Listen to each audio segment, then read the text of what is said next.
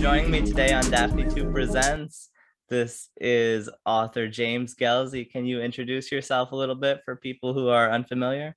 Sure. Which I'm guessing is probably most people. I'm James Gelsey, and I'm an author. I spent about 9 years working on Scooby-Doo mystery chapter books published by Scholastic, and it's been a while.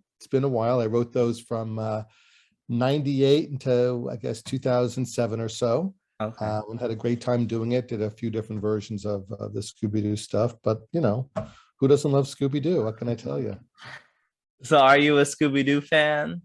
Well, yeah, I am. And certainly when I was a kid, growing up, I would watch the Scooby-Doo cartoons after school and, you know, Saturday mornings when cartoons were a big deal on Saturday mornings, all the versions of the Scooby-Doo, stuff like that. So, yeah, the characters were just great. And, you know, didn't think about them for a long, long time until, you know, I got the opportunity to dip my toe in the Scooby-Doo pool. That's so special. You know, it's amazing working on something you loved as a child. Yeah, and it's in some ways it's even a little surreal. Like, what are you talking about? You know, this stuff existed, and now I'm sort of a tangential part of that, and it's really cool. And I guess a very interesting side story is, I didn't start writing the books until '98. Okay. 1996, my wife and I purchased our first house. It had a fenced-in yard, and I grew up with dogs. You know, I had a dog when I was a little boy, and whatever it was. And so, you have a fenced-in backyard, you got to get a dog. So we went to the shelter, and we got a dog, and this, I don't know, medium size, I don't know, lab spaniel, some kind of a mix or something, and we just named him Scooby, just because it's a fun name, and didn't really think too much about, you know, about the character. Just Scooby. It was a cute name for a dog.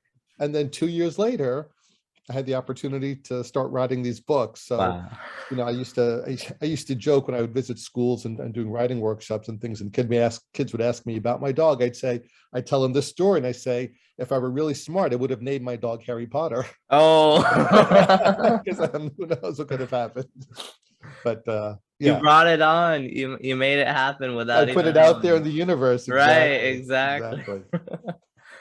I love this picture behind you. What is that? Oh, thanks. Excuse me for my allergies. Now that this weather has gotten better, my allergies no problem. Kicking in. But where is it? It's right over here. It's a cell. I don't know. I can hold it up a little bit. It's you know, a Hanna-Barbera autographed cell. My late in-laws got it for me as a gift a number of years ago. And has all little sketches. It has, you know, ways of drawing Scooby, which you know, I'm not an artist or an illustrator, so it's a nice little I don't know. It's like he's looking over my shoulder, as is this guy. My little stuffed Scooby. Nice. So I have my inspiration. Oh, that's sweet. That's really sweet. Let me ask, what's your favorite Scooby-Doo movie or TV show? That's a great question. I'll be honest. I'm going to give the cop-out answer because I don't have a favorite. You know, I was intrigued when that first live-action movie came out, and I thought they did a nice job with that. And the cartoons, I guess I'll veer more towards the classic stuff, like the 5 original characters, the original Scooby-Doo, you know, mystery movies they were called back then. You know, I was never a fan of the Scrappy-Doo character or the Dynamite or Scooby-Dum, like all these others that they added to expand the universe. I like them. I like my Scooby-Doo classic, you know, that kind of a thing. Just give it to me the way it was created. I have a deep appreciation for that. You like the straight up gang? Yeah, I do. There's just something simple and accessible about them. Yeah. Do you feel like that comes out in your works? I like to think so. I like to think so. You know, I didn't really do a deep dive into understanding the characters too much until I started writing, you know, and my job was to create original stories. Like, I did not take cartoons and turn them into books, and my stories didn't become cartoons. They were written, you know, specifically for the young reader market. And so my editor had sent me a couple of character reference books that has backgrounds on the characters and certainly synopses of all the cartoon episodes. I didn't really read the synopses, but it was good to do a little bit slightly, I can't say it's a deep dive, I'll say it was more like the shallow end of the pool in terms of understanding a little bit more about them, so then I could sort of get inside them and let them create these new adventures that I was writing. That's cool. So everything you wrote from Scooby-Doo was original stories? Yeah, all of I did 3 different series of chapter books were all original stories. I did one adaptation when the cartoons, they stopped making the new cartoons since the 1970s, like I don't know, late 70s, early 80s. And then I want to say in the either late 90s, early 2000s, they started a new series that was limited on, I forget whether it was Cartoon Network or the WB, whatever, did an afternoon cartoon series. So I did one adaptation of one of the new ones, but everything else I wrote was original. And sometimes what they ended up doing, though, to maintain a sense of consistency throughout the whole character franchise, because Warner Brothers licensed the characters to Scholastic, so for their artwork, they would reference characters that maybe appeared in a cartoon from, say, 1969 or 70. If I had a similar kind of monster in my book, they would take that artwork and use that monster, so that there was some, like I said, like weaving the thread through, so everything wasn't completely, from scratch. There was some, like, I don't know, I guess today you'd call it brand awareness or that kind of a thing for people who may have watched the cartoon, and then they could see this monster show up in a book too. That brings me to a later question I have for you. Did any of your monsters or creations end up showing up in any of the shows or movies? No, I wish that would have happened, but the whole legal world and how licensed characters work, it was a very, very specific, narrow licensing agreement between Warner Brothers and Scholastic. And Warner Brothers basically said, hey, we own the Scooby-Doo property. We want to create all kinds of books. That's not our strength. So we're going to come to Scholastic.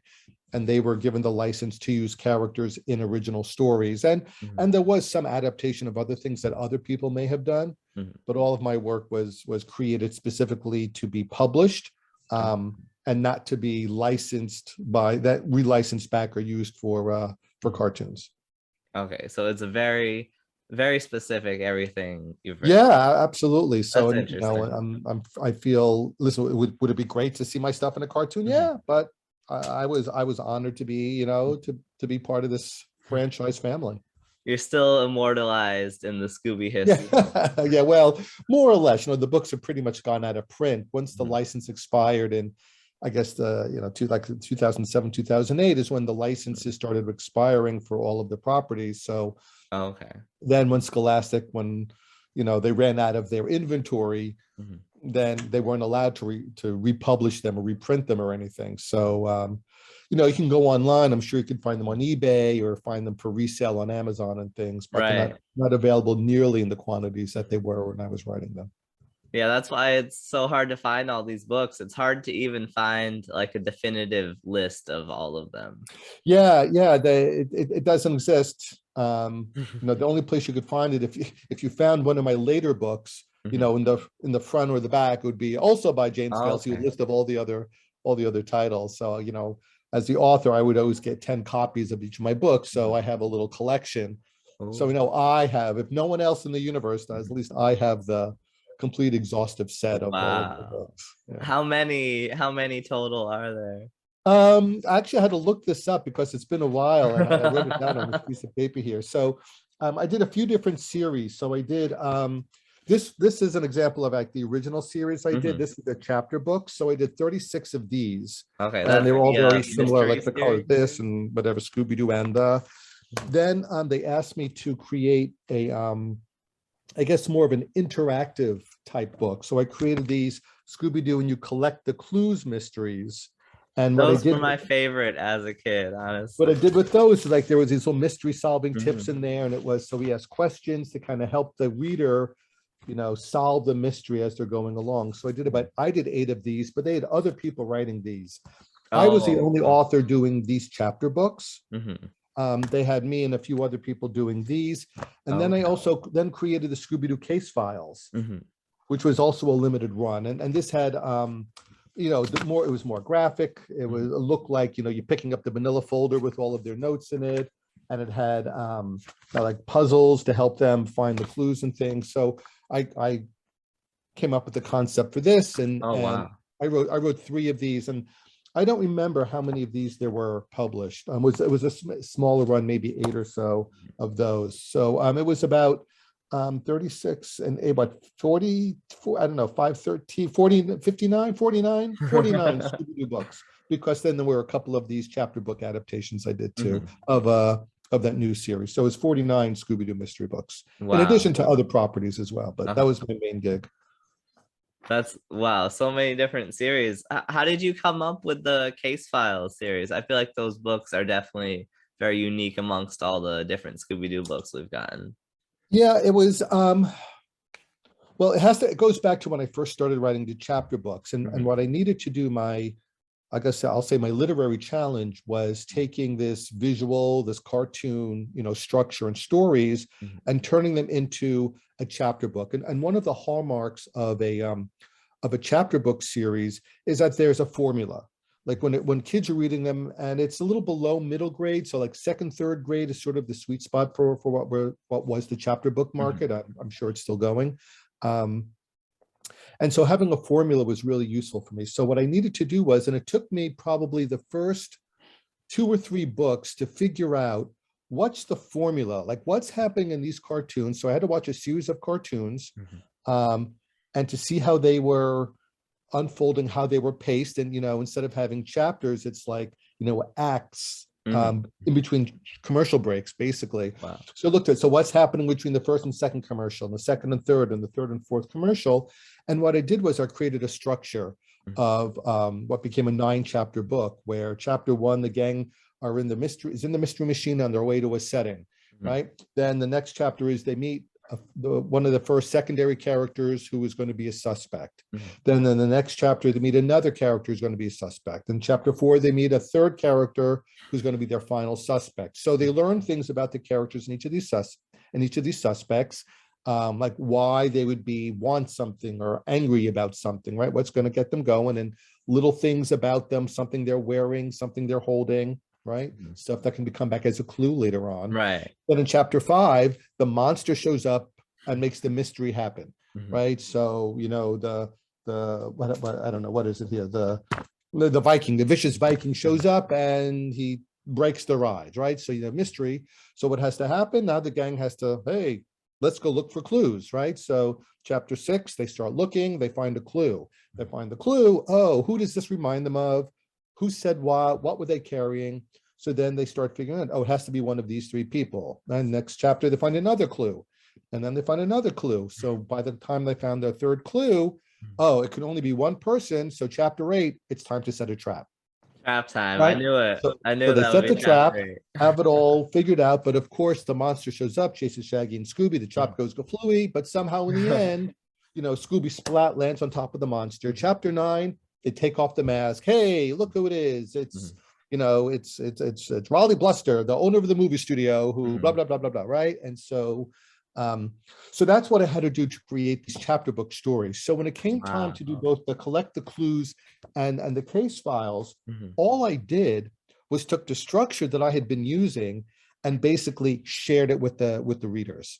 Mhm. And so in each of these series, what I did was we're walking the reader through the process. Like I've Mhm. already written it. So now it's like, so who did you meet at this chapter? And what did you learn about them? Were they Mhm. carrying anything unusual? Right. So Uh, I'm kind of moving them along to gather all the information they need, so that when it comes time to start finding clues, they're able then to figure it out on their own. And then when they see the trap get set and catching the villain, it's just confirmation. Oh, look, I was right.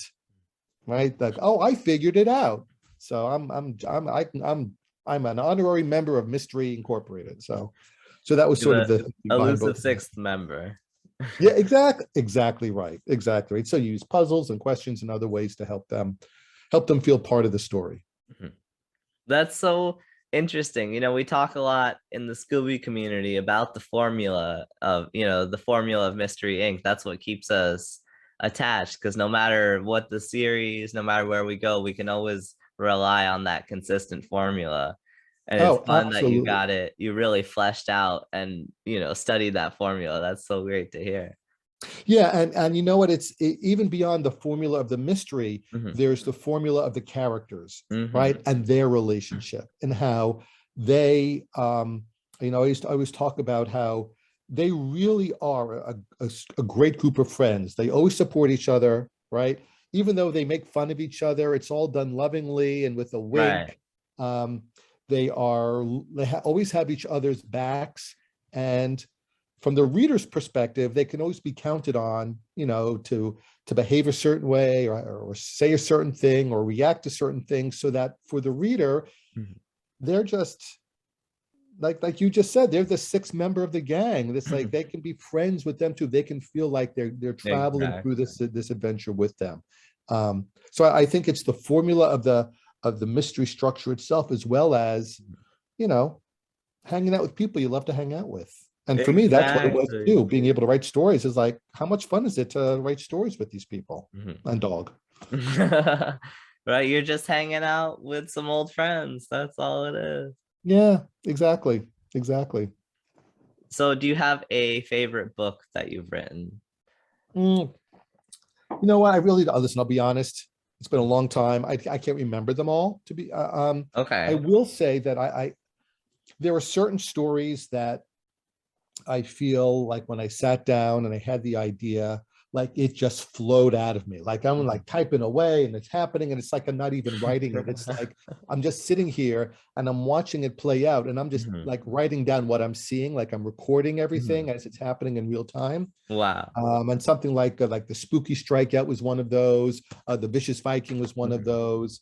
Um, So you're Mommy watching the First. cartoon and you're just really making a cartoon happen on the page. Yeah, Yeah. yeah. Sometimes that's what it was like, and then other times there were, it was much more challenging. Hmm. That I would write, and something didn't feel right. It felt like it was being Hmm. forced, like the characters weren't ending up in the place they needed to be. So have to delete a chapter and start over again, and that kind of a thing. But there were definitely some stories that I remember just like, wow, this is amazing. It's just happening in front of my eyes. So that was a fun part, pardon me, a fun part of the process. That's great. That really explains your books feel so like genuine Scooby-Doo, you could feel like the writers of the 1969 series were writing them. Oh, I'm happy to hear that. I'm happy to hear that. Getting into their voices was really important to me, and trying to be as to really honor them and as authentic as possible. I'll tell you, when I was a kid, book fairs, I would always go and find the Scooby-Doo books. Like I would Yep. be like, what Scooby-Doo books do they have this year? Yep. Yep. Oh, absolutely. And when I was writing them, that was part of the gig was Mhm. I'd be invited to schools to speak, and I would Oh do yeah. writing workshops. I created a whole, creative writing program that Mhm. really became um, how I made a living. Because these books, I'll be honest, from the business Mhm. side, these books were licensed characters, right? I didn't Mhm. create the characters. Warner Brothers owned them, licensed them to Mhm. Scholastic. So anybody who was writing, Scooby-Doo books for Scholastic, we were all work for hire. We're all contracted writers. So there's no Mhm. royalty involved, right? There's no participation in profit or anything like Oh, that. It's okay. just It's just a because Warner one-time. Brothers gets all that, Scholastic and Warner Brothers. So for me, in order to really, do something where I could make a living, I created this creative writing program I called Right Now, right? WRITE, Right Now. So I'd be invited to schools when they had their book fairs, and I would come in, I'd spend a day, and I would do assemblies on creative writing. And I would take the kids through the creative writing process with me, and we would brainstorm together. And I'd show them, you need a setting, you need a monster, you need a mystery. And look, you've just created a Scooby-Doo mystery just like I do all the time. And then Wow. I would go to the book fairs and I would sign the books for the kids as they bought them and stuff like that. So, and I remember when I was a kid, my favorite thing was getting the little like newsprint printed thing from Scholastic, and you go Yeah. home the week Yeah. before and you go through and you circle what you want, and then you Mhm. go to the book fair and all the shelves, and it's like, oh, blew my mind. I love Oh them. yeah. That's a real like nostalgic experience right there. It is. And they still do them because I see the Clifford, the big red truck, Scholastic Book Fair truck from time to time driving through neighborhoods and stuff. And it's Oh wow. warms my heart. It's Mhm. nice. Oh yeah, that's an experience for sure. So do you have a favorite of your series that you've written? Like which one did you particularly most enjoy writing? Not just Scooby-Doo or of any series you've written. Well, so in addition to Scooby-Doo, I did a few other things. I did a few SpongeBob SquarePants Hmm. books for Scholastic. There was a cartoon series on one of the Disney networks. I forget what it's called now, but it was really about their action and adventure cartoon network, and it was called Dragon Booster. And Okay. so I did a number of books of adaptations of that series. Um, but I have to say, my SpongeBob books really, I love those. I mean, I enjoyed Scooby-Doo and it was great fun. And then when I had the chance to do these three SpongeBob books, what was great about it, it was free reign, come up with Mhm. the idea. Mhm. And I was also asked to do the art direction, meaning I didn't have to illustrate, but I was saying, all right, page 5, 6, the picture is going to be, SpongeBob and Patrick in the kitchen with a rolling pin, blah, blah, blah. And I created these three SpongeBob books that were so much fun because my kids were younger at the time and we were watching the SpongeBob cartoons. Mhm. And when they were first coming out, it was like, my gosh, what is this? It's kind of like blowing my mind, this humor and everything. Mhm. It was much, and it helped me exercise a different part of my brain from the Okay. Scooby-Doo books, which I'd been doing so much of. No Um, more mystery solving right, now. there's no mystery. It's just pure, chaotic fun. I did one of them was called SpongeBob Movie Pants, and Mhm. it was Mr. Krabs. SpongeBob's making a movie called The Crab Father. So I was able to load it with all of these Godfather references, get all Oh the characters man. from Bikini Bottom. I did another one, What's Cooking SpongeBob, where Patrick and SpongeBob go to a cooking school. And then there Uh-huh. was Once Upon a SpongeBob, where I did riffs on fairy tales. So there was, instead of the gingerbread man, there was the Krabby Patty man, Mhm. and Sponge and the Beanstalk kind of a thing. So it was just fun. Mhm. It was just like great fun. It was almost, even though it was work, it was Mhm. like a vacation from writing the Scooby books because it was so different. That sounds like a lot of fun. And those storylines, they sound like straight out of a SpongeBob episode as well. Yeah, exactly. They could have been. They weren't, but I felt like they fit very, very nicely in the Definitely. universe there. Yeah. So of the three different Scooby series, which one do you feel you enjoyed working on more? Or if any? I'd probably say the class, just the chapter books. I Okay. feel like those because um, it was just, once I got my rhythm with those, Mhm. it was really enjoyable to have creative license, and the longer I did it, they were like, at the beginning it was the editor would read everything and change it, and then after a little while, um, having the trust, to keep doing them was really important to me, and um, yeah, I just had a great time with it. That's great. I'm happy. I'm always happy to hear the people that work on Scooby-Doo enjoyed what they did. You can really Well, feel the yeah, love in all the work. it's hard to fake it. It's like to write such happy, goofy, fun characters. You got to have that inside you. Otherwise, I don't know. I feel like even though if it's on a printed page, I feel like you can't fake it. Right. You could still feel the joy I in hope every so. moment. I That's hope so. important. I love Yeah, it. well, good. I'm really glad. I'm really glad to hear that. Could you describe the process of writing these books? How did you come up with the ideas for so many Scooby-Doo books? What was the A to Z creative process? Yeah. So basically, um, once I identified the structure of the story and I knew, okay, I have these 9 chapters and this is what needs to happen, each chapter, um, I would begin my brainstorming. And for me, this is old school. I'd have a yellow legal pad and a pen in my hand. And I knew my main characters. So then I'd go to the setting. So let me brainstorm a whole bunch of settings, and I would just make a list. And I would do this every time. I didn't do any shortcuts. I didn't like go back to my old list. I would always do a fresh list with every book. Okay. Um, and all the settings. And, I think about the places I went with my family, the mall, we went to the amusement park, we went to the beach, we went on an airplane. And then I think outside of that stuff, what other kinds of, the grocery store, the mall, the Kentucky Derby, a horse race, like all of these things. And I just go down this list and, I would just say, what looks cool? What's calling my name? And I'd circle one or two that seemed interesting. Okay, that's kind of cool. So the next thing would be, let me brainstorm the monster.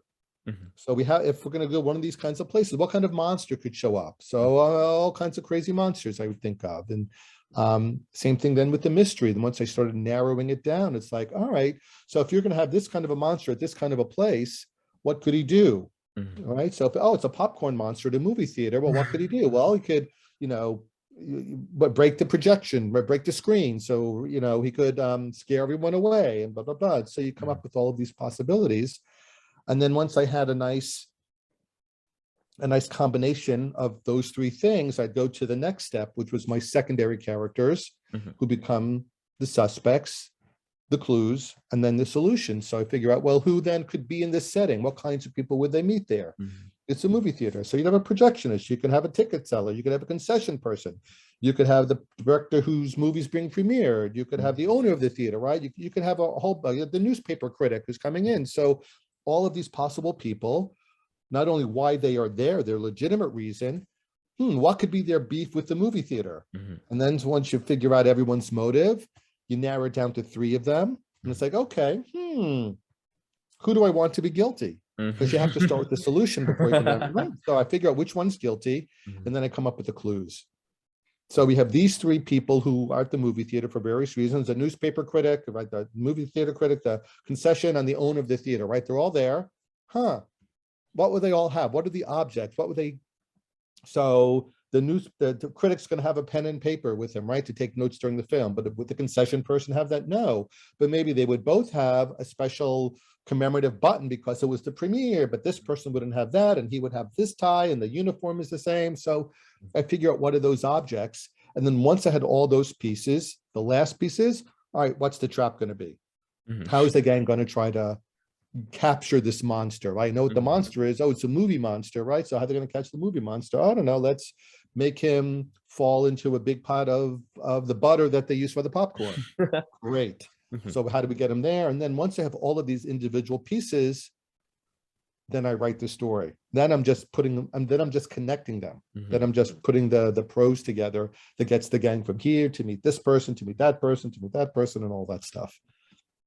So and you then really have the whole thing out there before you even start writing it. Oh, you have to. I have to. Now, once in a while, I'd be writing a scene and the characters would take me in a different direction. Like, what I wanted doesn't feel right. This feels a lot more natural. So then I would change it.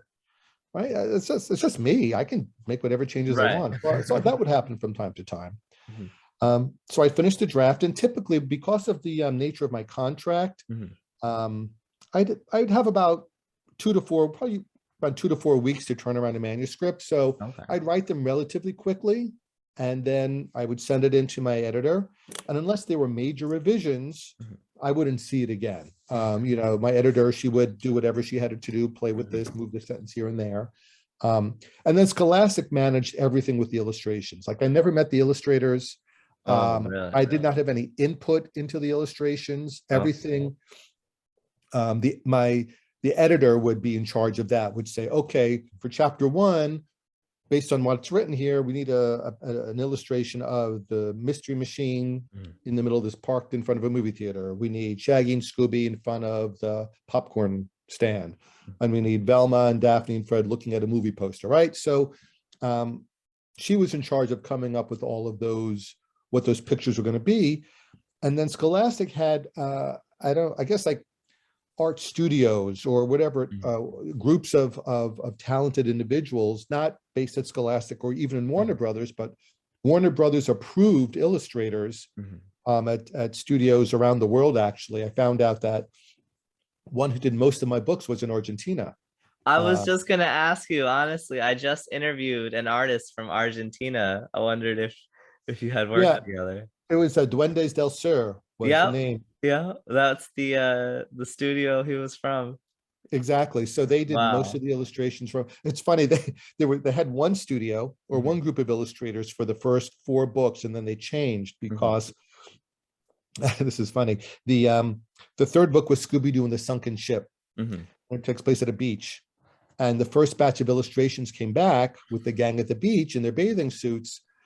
Let's just say it was a very European, South American sensibility in terms of what the characters were wearing on the beach, Uh-huh. which did not align with, more, traditional American approach to what people would wear on Mhm. a beach in a children's book. I just leave it like that, Oh, leave it to your wow. imagination. So Wow. they ended up actually changing studios, and this Duendes del Sur is who they ended up using for most of the other stuff that I did. And I would never see the illustrations until the book came out. Like Okay. once in a while, I would get a cover proof, Mhm. which is basically just a sheet which is the front and the back on one piece Mhm. of paper before it's bound. So I would see that. Mhm. But I had no input into it, or anything like that. It's like, oh, this is what it looks like. Like, oh my gosh, look what they did with my words. And for me, it was always so exciting to see. Mhm. Like, I put words on a page, and of course, I have in my mind exactly what I think everything looks like.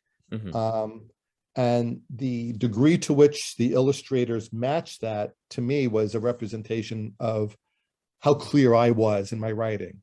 Like when they Okay. hit the nail on the head, it was like, wow, great. But if they were off a little bit, I'm thinking, I guess I wasn't as clear as I wanted to be in what I was thinking, because what they saw clearly was different um, from what I had put on the page. It was still great, and there's nothing wrong with it, but it kept me honest with my writing, and really reminded me to be very clear in my description about hair color or clothing style, or is this person rumpled, or is this person, everything is like they've been to the dry cleaners or something. Mhm. So that kind of stuff, but it's stuff that only I would know. Mhm. No one else would know. Right. How often do you feel that happened? Did they more often than not get it correct? Yeah, oh yeah, absolutely, absolutely, absolutely. There's one thing, my second book, Scooby-Doo and the Snow Monster. No, that was the fourth book, Scooby-Doo and the Snow Monster. um it was like this abominable snowman. I described it as a big bear shaped thing with big claws and big white teeth. And the first image they created was this. It was frightening. You looked at it, it was like, ah! Like, and children would weep and scream if they saw it. And so Uh-huh. they had because it was so literal to what I had written, so they had to cartoonify it. Let's put it that way.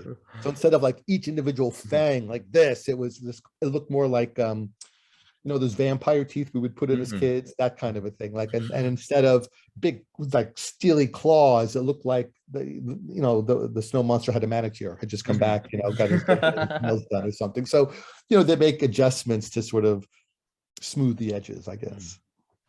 They had to kid it down a few times. That was still the first studio. Exactly, exactly. But the second group, I mean, the Duendes del Sur, they were great. And it's really sad that only in some of the books did they get a credit. All the books I say by James know. Gelsey, but not all of them have the art studio listed in there. And I felt a little sad about that. I felt bad for them. I noticed the same thing. It's especially hard to find a list of their works, Yeah. especially not just Scooby-Doo, anything. Hmm. No, I agree. I agree. So who did you work most closely with when you were making the Scooby-Doo books? My editors at Scholastic. The first editor, she was great. She's the one who really got me started. This was the first thing I'd ever written that to be published, and she thought had some talent to offer, and it was really great. And uh, so she sent me these character reference books, which were great. And I wrote the first book. And when I first started, it was just, would you write a book for us? Mhm. Okay, I'll write one. So Scooby-Doo and the Haunted Castle, the first book, Mhm. and she got it and got back to me a few weeks later. You know what? Everyone here really likes it. Okay. You want to try to write another one for us? I'm like, yeah, you bet. Of course, I'll write another one for you, right? So I'm going to write another Scooby-Doo book. Mhm. And the first one was great, and all these ideas were flowing, and I got it. The second one, I'm like beating my head against my desk trying to figure out how to do this, because I got so far inside my head, like, all right, what did I do with the first book? How did I create this? And I was so focused on process that I lost sight of what I was doing. And about halfway through it, my editor says to me, "Oh yeah, I forgot to tell you, the second book is way harder than the first. Because the first you don't know what you're doing, right? And so you'll Right. do anything. But the second one, you feel like, oh, I've done this, so I should be able to do this." Mhm. And it took me until, I guess, the third or fourth book when I had the formula established, and I had those books behind me. I'm like, okay, I got this now. And then I was able to really jump in. So it was one book, then I did the second book, and they say, all right, could you do two more for us? I said, sure. And I should say, when I was writing these books, I had a full-time job. Oh, I was wow. in graduate school part-time, and my oldest daughter was 8 months old, 10 months old. So like I Mhm. was writing these books, at 11 o'clock at night in my basement, after my daughter went to sleep, my wife was asleep, Mhm. and I'd work from like 11 to 12, working on the Mhm. manuscripts. And then, it was a year or two before I took a indefinite leave of absence from grad school, and I stopped my full-time job Mhm. and focused solely on the writing, and that enabled me to really do all the school visit stuff. Wow. Yeah. So how did you get that Scooby-Doo gig? Well, it was this editor at Scholastic who actually was a friend of my wife's and mine, and I'd never written anything. And as an editor, part of her job is like finding writers, Mhm. and looking for talent. And she and I had talked many times. Oh, wouldn't it be fun to work on a project together? And Mm. I had done some creative stuff in the past. I had written original like plays and stuff that I'd done at summer camps and things. And just in hanging out, you get to know someone. So I guess she felt like, all right, this is someone who might have something to offer. And so she said, she called me up one day and said, listen, Warner Brothers just signs this licensing agreement with Scholastic. We're going to be creating a whole bunch of Scooby-Doo books. Do you want to give it a try? I think maybe you could do this. So I'm like, okay, who's going to say no? Right, Well, right. you're No going to say way. no. So I was like, okay, sure, I'll try. And so that was really it. And she was really, really helpful. Her name is Helen Bernstein, and she's terrific, and really got me started with it, and was my editor there for most of my books. And then she went on to another publisher and did some other things as well. But it was great. She was the one who really got me started with it. Wow. That's great. You got to have the connections. Yeah, yeah. And listen, it was a weird door that opened and Right, could have just as easily closed. right. Right. I mean, someone else given the opportunity, and maybe if I didn't understand the formula, if I Mhm. didn't have that joy like you were talking about for the Mhm. characters, if it comes across like, all right, he's an okay writer, but this isn't the right fit. Mhm. Because that happened with some other properties later on. um I mentioned those SpongeBob books, right? So Warner Brothers, not Warner Brothers, Nickelodeon had Mhm. licensed Scholastic, right? Because SpongeBob's a Nick property, Mhm. and they wanted to do a bunch of books, and it was Rugrats and Oh, Wild Thornberries and Rocket Power. I don't know if you remember all these I cartoons. remember all these. Yeah, that's my So childhood. originally, I was supposed to write a Rugrats book, Oh and man. of course, I watched the Rugrats, and it was okay. I didn't love it, Okay. but I couldn't get on their frequency. Mhm. And I tried really hard, and I did some spec chapters and things. Mhm. And I said, I'm trying, and Mhm. I couldn't get the humor. I couldn't get their voice. And I Okay. said, could I try this SpongeBob? Let me try with SpongeBob. And the editor said, okay, sure, give it a try. And then I did the SpongeBob thing, and they said, oh, there, you get that. Do the SpongeBob. And then I said, well, instead of doing Wild Thornberries and Rocket Power, could I just do more SpongeBob? And they said, yeah. So that's why I ended up doing Mhm. those three SpongeBob books. But I think that's a great example of, I couldn't find the voice. I couldn't get into Mhm. these characters' heads. I couldn't really, I couldn't get their humor into me. Whereas I feel like SpongeBob, I was like born doing SpongeBob Mhm. humor, so it could have just as easily, my point is, with the Scooby-Doo, it Mhm. could have just as easily not worked after that first book. Was your process similar for writing SpongeBob as with writing the Scooby-Doo books? Um, a little bit different because I didn't have the same narrative requirements. Mhm. Like I wasn't taking the reader on an A to Z mystery journey. Mhm. It was more like, all right, so what's going to happen in the story? So yeah, you still have to outline it. You still have to come up with your chapters. You still have to come up with your bullets of what the story arc is going to be and how the character is going to go from here to there. But it's a little more liberating because I wasn't locked into a mystery formula. I could really, do whatever I wanted with it. So it was fun that way. What other projects have you worked on? I did a couple of adaptations. I don't know if you remember when the remake of Tron came out, or the Tron Legacy, whatever it is. So I did a couple of adaptations, a couple of books for them. I told you about the Dragon Booster stuff, and then I started writing some original things. And I self-published one thing in 2008, I guess, a story called Caper Gets Even. Like a middle school boy has, an adventure at his house. He finds out where he believes that his parents named him after a dog and he's going to get revenge on his parents and all this stuff. It's kind of a silly story. And I'd worked on another story called Ada's Pirate that an agent shopped around and wasn't able to get any traction on. And then I kind of put everything on pause because until last October, I worked at a summer camp. And so I was a camp director and stuff like that. So it was 14 summers that I was at camp, and 11 years full time. And working in camping is really a time and a half job. It's a lifestyle more than a job. So I put all my writing on hold, and then in October I stepped down. I said, you know what, I got to get back to the books. I got to get back to the creative world that I left. And so I dusted off I found a project I started about 12, 13 years ago called Midnight Howl, and I've been working on that since I guess since November or something like that. So still writing for young people and looking to to get back into that really fully. And so I'm excited about the new project, and I've already had ideas for other things, and we'll see what happens. We'll see how it all goes. Publishing has changed a lot, since 2007, 2008, in the 14, 15 years I've been out of it. And so it'll be interesting to see what I'm able to do. Is Midnight Howl near finished? And I'm still working on the first draft. Okay. So I'm aiming to have a first draft done by by mid-spring. And then I'll figure out how to revise and get some eyes on it, that kind of a thing. So I'm excited though. That's exciting. Congratulations on coming back to writing. Thank you. Do you want to share anything? What other passions do you have outside of writing?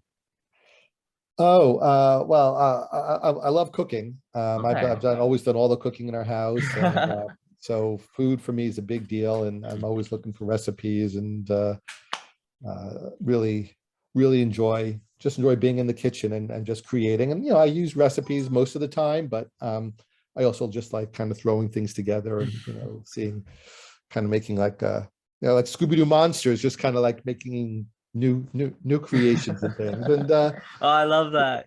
Yeah, I gotta think about a lot. Scooby-Doo when I'm cooking now. I'll think of some ideas. Excellent. And my wife and my whole family, we're big theater people, and so I've always enjoyed. And in fact, I worked in theater off Broadway and Broadway theater for a few years in the mid '90s and things. Oh wow! Memories of that. So we're more of a backstage, like production side, as opposed to front of house. But worked on the development of musicals with some very talented people, and really enjoyed that, and just loved going to the theater, and was happy in the fall when theaters reopened, and certainly it was nice to be back in an audience and seeing what's going on there. So what was the first show you went to see? Oh geez. The first show back that we saw, I think, was Caroline or Change back in the fall, back in October, at the Roundabout. A great production that could come over from London. It was supposed to be here, oh wow, in 2020, and of course everything shut down. So Janine Tesori and Tony Cushion are great performances.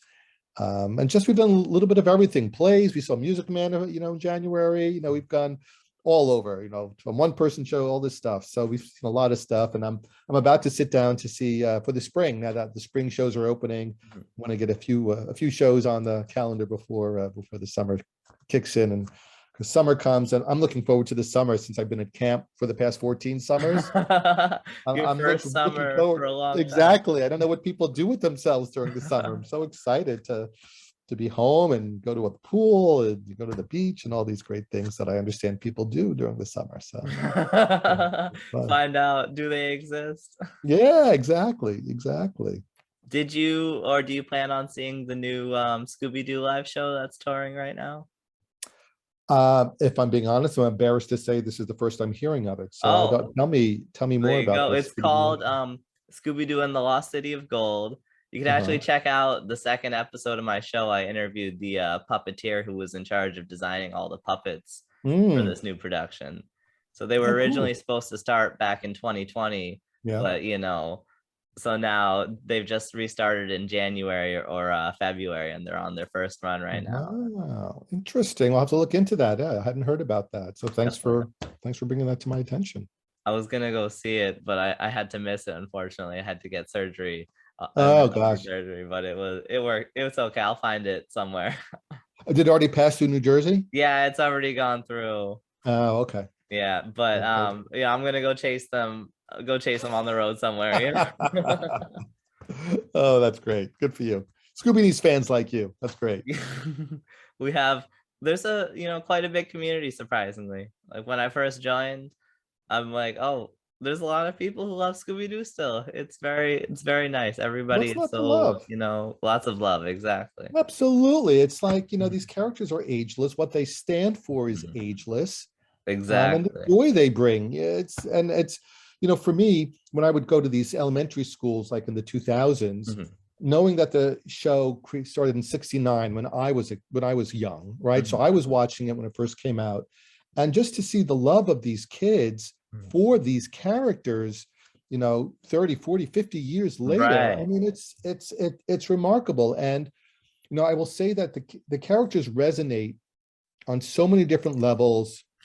I think they'll always be timeless. Always. I don't know. We're going to hit the 100th anniversary, then the 200th. We'll see. Yeah, no question about it. No question about it. It's part of our cultural vocabulary. Oh, it is. Everybody knows Scooby-Doo all around the world. People just know it. Everyone knows. And there's on more than one occasion, I peppered my own speech with zoinks, cheekies, all that kind of stuff. It's just part of who I am. So yes. It's in you for like, oh yes. Right. So my last question for you, I think we already got this a little bit, but what was your first published work? It was a Scooby-Doo book? Scooby-Doo and the Haunted Castle. Wow. That was the first thing that was published. Yeah. That's cool. So Scooby-Doo really got you out there as a writer. Absolutely. Wow. Absolutely. So very. You have any other? I'm sorry, I interrupted you. I was just saying, I'm proud and honored to be, just like I said at the beginning, to be part of the Scooby-Doo experience, the Scooby-Doo family. Do you have any other items with you wanted to show us? Not really. I mean, not really. I mean, I have the books. There's nothing that I think is so interesting. I just have my books, and I got my. Where is he? Right there. We got him.